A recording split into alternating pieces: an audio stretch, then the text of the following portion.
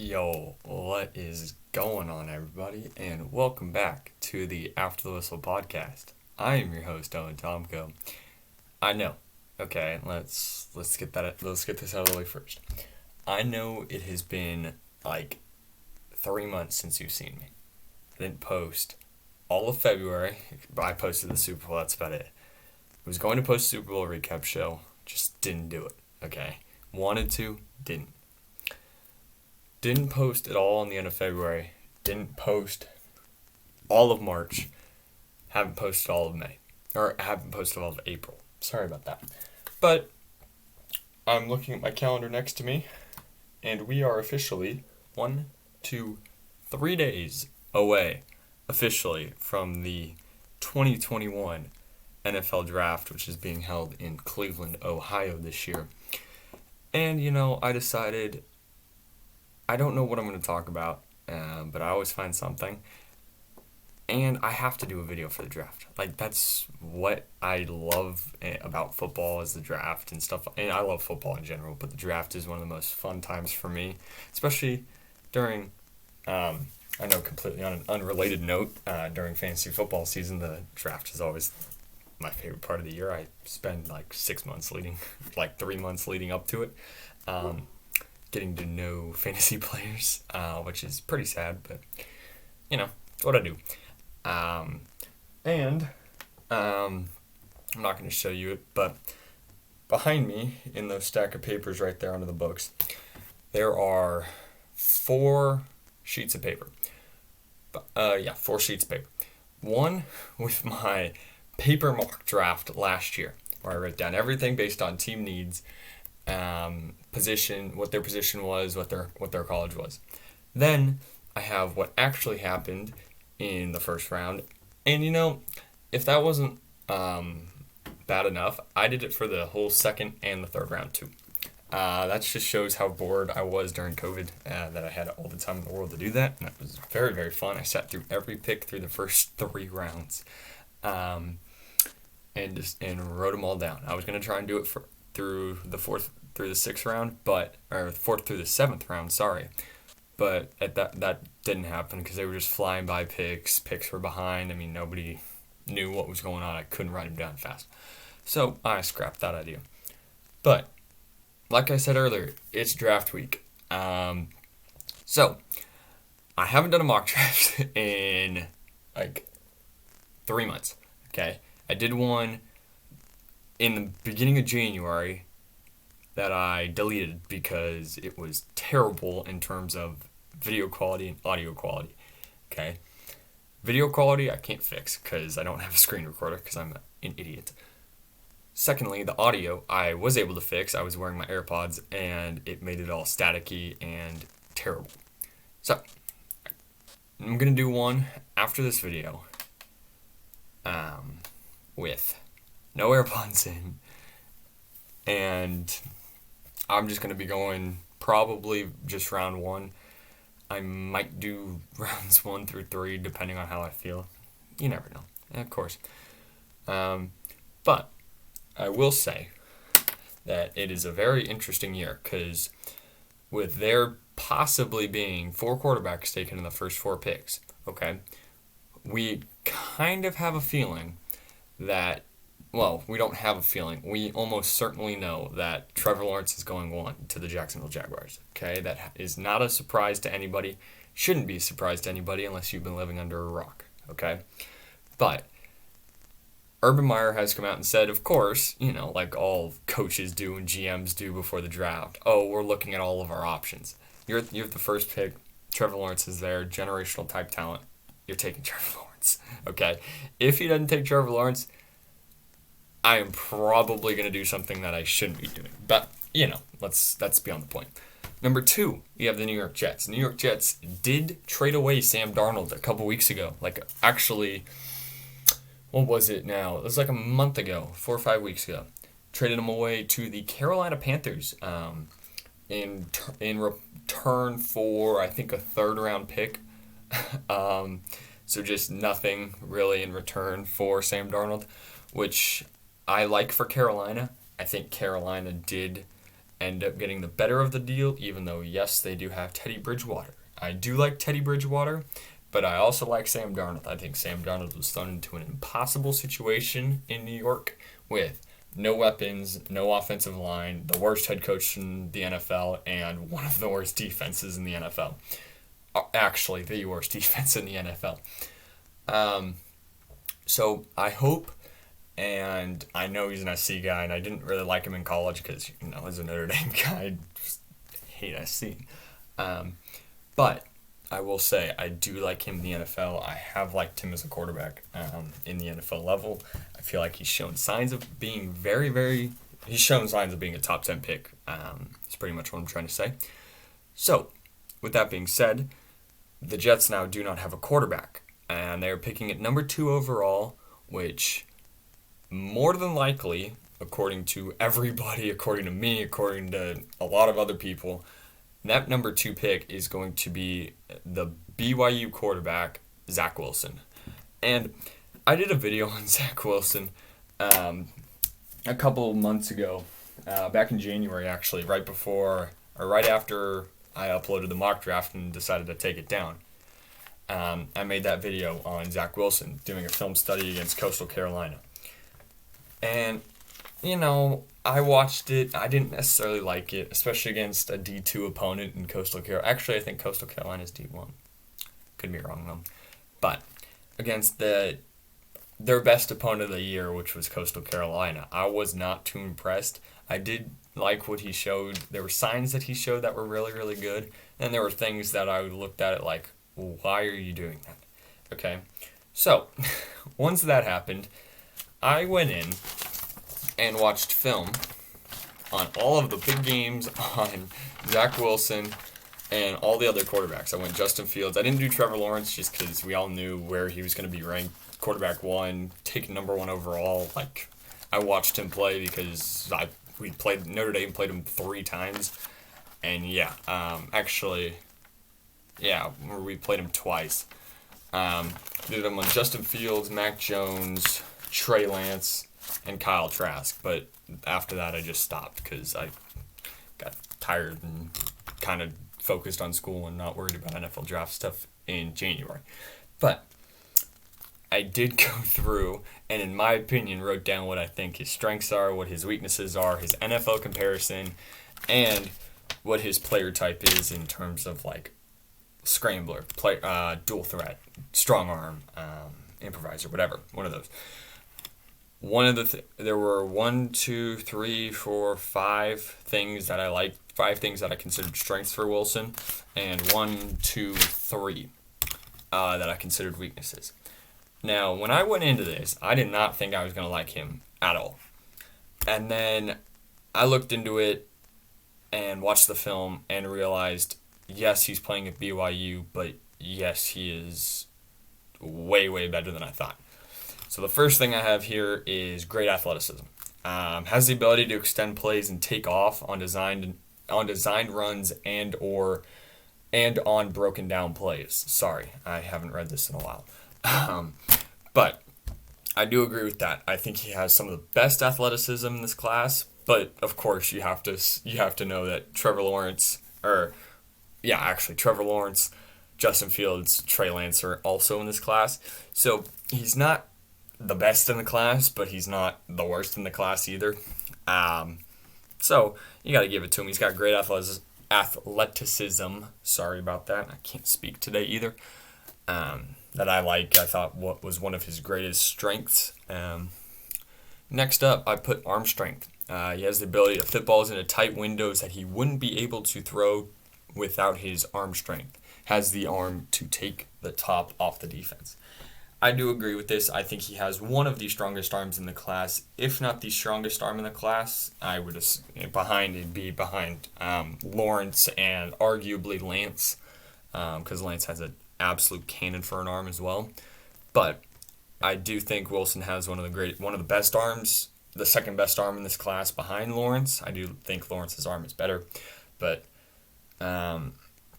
Wilson's arm is very, very strong, and the ability to stretch the defense with a 45-yard throw downfield on the money and the ability to absolutely fire an absolute rocket on like a 10-yard dig. Is, speak. um, he has the ability. His arm just helps him through so many things. Arm strength, fitting the ball into windows, whatever you need out of his arm, he can give it to you. Third, he's smart with the football. I said yes, even though he plays in a non-Power 5 conference, he's extremely smart with the ball. In 837 pass attempts, he only threw 15 interceptions in 3 seasons, which is a 1 in 56 passes intercepted in 3 years. So yes, I did do that math and figured out that every 56 pass attempts he throws a pick. But 15 interceptions in 3 years in a non-Power 5 conference, even though that's probably the big thing people take out of it is he plays for a non-Power 5 team. His ability to keep the ball safe and not put the ball into a vulnerable position is unbelievable. I think it's one of... I say this about all of the strengths because, yes, they're his strengths, but it's one of his greatest strengths, and it's one of the things that is going to make him super successful in the NFL, is he didn't turn the ball over. Didn't turn the ball over as much as people thought.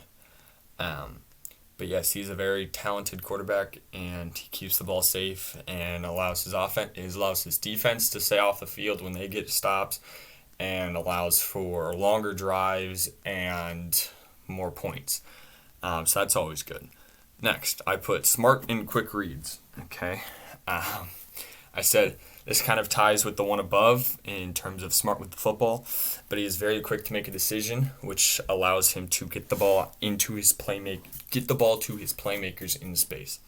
Yes, BYU is not in Alabama. You don't have those 5-star athletes across the board. You don't have a 5-star offensive line across the board. You don't have 5-star coaching across the board. But one thing I noticed with Wilson is he gets the ball out of his hands very, very quickly, and I don't know if they're designed or whether he feels pressure or whether he just decides to throw it as soon as he catches the ball. But he gets the ball out of his hands really, really quickly, keeps the ball safe because he's not running around trying to make a decision on the fly and throw the ball up across the middle of the field into triple coverage.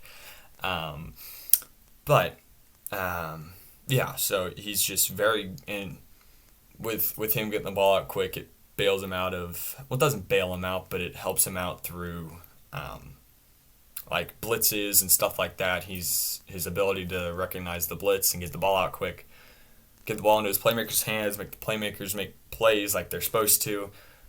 It's a great combination. Last thing I put here, I said touch. Even with his incredible arm strength, he still has the ability to put some finesse on a ball and drop it right into a receiver's chest over the arm of the defender. I've seen this a lot with him on streaks and when he takes shots deep. With that unbelievable arm strength, his touch is exceptional. Like, I've seen him make throws 40 yards downfield with ease and just hit the receiver right in stride for a touchdown. I'm looking at it like, okay, like, you have that good of an arm, but you also can fire a ball and put it right on his chest. Same thing goes when he's throwing digs or any other route. Like, with his arm strength, he has the arm to fit it in, but it's not like he's not firing fastballs at from 5 yards away. He's getting the ball out quick and the ball is going a little bit faster. He's hitting guys in the hands and he's letting them go make plays, like you do as a quarterback. And I think it's a big reason why he's so successful on his deep balls and why he doesn't turn the ball over much, because he doesn't underthrow balls and he hardly overthrows balls. But yeah. Weaknesses. I know this has turned into a Zach Wilson video, but weaknesses. Holds on to the ball too long. Basically, he tries to use his athleticism way too much. And this kind of goes against the smart and quick reads. But when he holds onto the ball too long, he tries to rely too much on his athleticism, stuff like that. Relying too much on athleticism and trust in O-line. Trust in O-line, just basically BYU's offensive line. It's not the greatest thing on the planet. And in the NFL, you're going to have a better offensive line. So, yeah. But enough about Zach Wilson. I know I already did a video on him, and I know I talked for like 10 minutes only on Zach Wilson. But, that's what I do, and that's what I'm good at, because I can ramble on about a specific subject forever. So, I haven't even got past the second pick yet. Third pick, Niners. 49ers made a trade about 5 weeks ago with the Miami Dolphins. Miami Dolphins, they traded, I don't even remember what the details of the trade were. But Miami traded the 6th pick. It was part of actually a 3-team trade. Hold on. But it was part of a 3-team trade, okay? So, San Francisco, 5 weeks ago traded the number 12 overall pick. Traded the 12th overall pick to the 49ers for a bunch of other draft picks and just a bunch of other draft picks. With that being said, Miami then turned around and traded the 12th overall pick to the Philadelphia Eagles for the 6th pick, I think it was. Let's see. Dolphins finished Friday, moved up with 6. Let's see. Miami Dolphins have appended the draft order for the 2021, sending the 3rd pick to San Francisco for the 12th pick, which the Dolphins then traded to the Eagles. Dolphins finished with the 6th pick, and they also have the 18th pick or whatever. So, now, with the San Francisco 49ers being at 3, Miami traded down to 12, but then back up to 6. Philadelphia traded down from 6 to 12 with Miami. And a bunch of other picks. I don't know what the whole spiel was with the picks. But now, San Francisco traded up to number 3. Okay? From what I have heard, and I haven't watched much NFL Live or NFL things as of late, but from what I've heard, what I've seen, when they traded up, they felt extremely, extremely comfortable with picking Mac Jones, quarterback out of Alabama, at number 3. Okay? But with that decision being 5-6 weeks ago, they had time to go in-depth on every other quarterback and fully dive into those players and see what they can find out of them and see if they like them or see if they don't.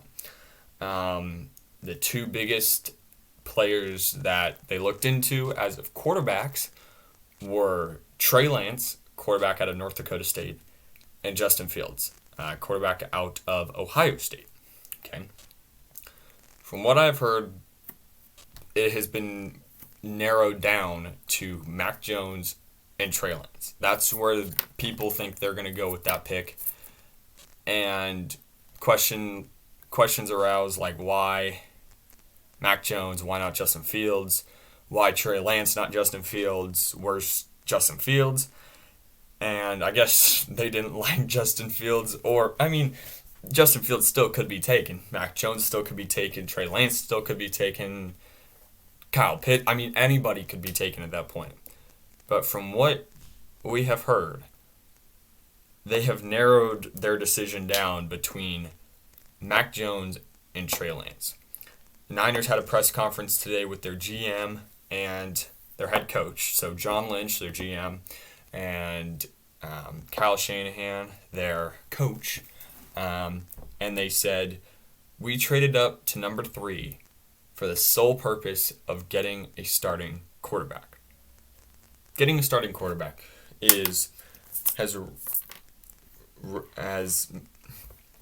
starting quarterback is different in everybody's mind. Whether that means they're going to start this year, whether that means they're going to start next year, whether that means they're going to play sometime this year and start next year, whether that means they don't play the next 2 years at all. Like, everybody has different interpretations of it. When I hear starting quarterback, that means this coming year we want a starting quarterback. Okay, who is more NFL ready, Mac Jones or Trey Lance? In my opinion, Mac Jones by far. But who do I think is a better prospect, Mac Jones or Trey Lance? Trey Lance by far. I think Trey Lance is one of the best quarterback prospects in this class. I think he has so much potential. I think you refine a few of his strengths, you refine a few of his weaknesses, you fix those weaknesses. You find things you never did at North Dakota State. You find things you never did at his pro day. And you build upon them or whatever and fix them. I think Trey Lance fits that system better than Mac Jones does. Shanahan's system is a lot of running, a lot of play action, and a lot of quick passes with an occasional deep shot. I think Trey Lance could run that offense exceptionally well. And that's what I do expect him to do if he gets picked. But with the same thing being Mac Jones is one of the smartest players in the draft. He's smart. He knows how to learn an offense quickly. He knows how to run an offense quickly. I don't know if he's the most fitting quarterback for that system. Now, do I think it's out of the realm of possibility that they draft Justin Fields? By no means is he out of the question. Or by no means is he out of the picture. Everybody, especially at pick 3, is still in the picture. Especially now. I mean, we'll find out, I guess, in the next 3 days. If there's anything that comes out that says, oh, well, this is our guy, this is going to be there, this is who they're going to take, this is who they're leaning towards or whatever. But I think Justin Fields is a good quarterback. By no means am I saying he's bad. By no means am I saying that. Do I think he's the best quarterback in this class? No. I think when people compared Justin Fields to Zach Wilson, I kind of turned and looked at him and said, well, especially after I did all the research or whatever. Sorry about the dog. I don't know what's going on. But especially after all the research I did about Zach Wilson, and I did some on Justin Fields, Zach Wilson was miles ahead of Justin Fields, in my opinion. And, that's different for everybody. Like, I could be sitting here saying that, and the Niners could be thinking, oh, well, he's our guy, we're going to take him, and I could be completely wrong. But that's the beauty of this whole thing, is nobody knows except those guys in the front office of each NFL team. And even they don't know. Like, Shanahan also in that press conference was asked about Jimmy G, if he was going to start or be on the roster at the end of the week. He said, I can't guarantee anybody's going to be alive on Sunday. Now, does that mean he's going to kill Jimmy G? Absolutely not. But basically what he's saying is like, he can't guarantee anybody's going to be anywhere on Sunday. And it's true for everybody. It's true for everything. Can't guarantee anything.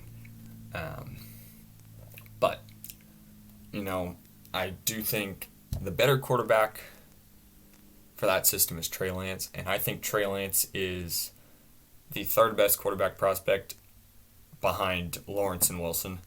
And then I think there's a tier. It's Lawrence and Wilson I would put actually in the same tier because they are a lot closer than people think. Yes, Lawrence is a freak. He is unbelievable. I watched him torch Notre Dame as a freshman. I watched him torch him as a junior. I mean, I've watched him kill Notre Dame. And kill other teams too. But I think Wilson is on his heels, or he's not on his heels, but the gap is closing. It's not as far as people think. Then I'd put Trey Lance in his own tier. Then I would I don't know where I'd put Jones, Fields, Trask kind of in a jumbled up tier. And I mean, I don't know.